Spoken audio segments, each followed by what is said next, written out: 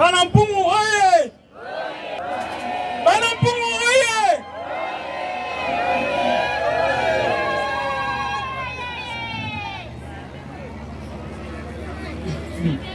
Discours du chef de secteur de Kapia, territoire du Diofa, province du Kwilu, à l'occasion de la commémoration du 2e anniversaire de la médaille du prophète Sanyar Aravel.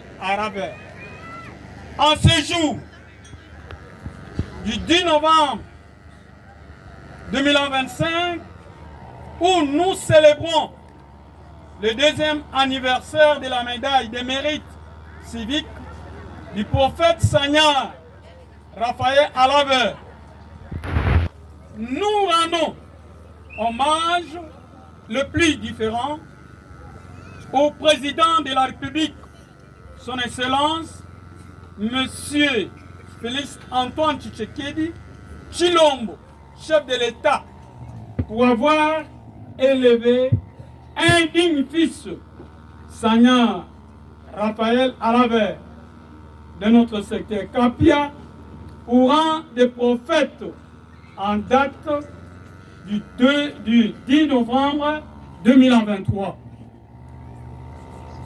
Nos hommages également à Dédé Moupassa, mon dépasse, pour avoir facilité l'obtention de la médaille.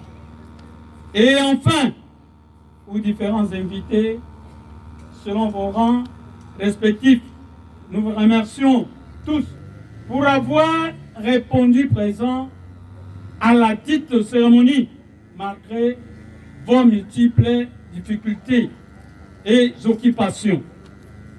Nous allons parler de l'historique de ce monsieur Sanyar Alaver. Qui est-il et qui était-il? Alaver est 1910 à Lualaba, tout près de Mangaï, plutôt. Et sa mère s'appelait Boulaboula. Il est originaire des Chemins, dans le secteur Kapia, territoire du Diofa, province du Kwilu.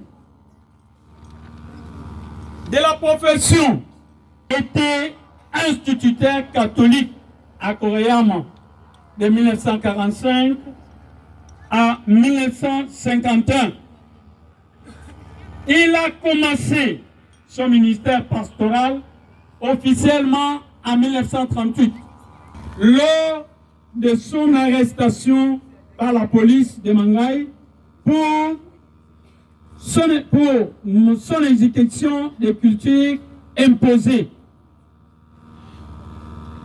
En 1951, il fut arrêté par la création de l'église Nzambe Malembe. En 1954, il fut arrêté pour le maintien de la secte interdite Nzambi Malembe par arrêté numéro 529/319/Aïmon 1954, où il a été transféré à Kasongolunda et libéré le 3 février 1959, à la veille de la fête de l'indépendance.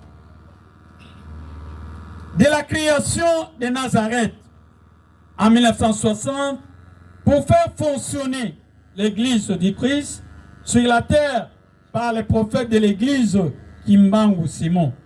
Le 6 avril 1962, le massacre des adeptes, il fut arrêté le 12 avril 1962 et transféré à Idiofa le 15 avril 1962, puis transféré à Kikwit pour Kinshasa à la prison centrale de Makala, où il a trouvé la mort le 17 mai 1964.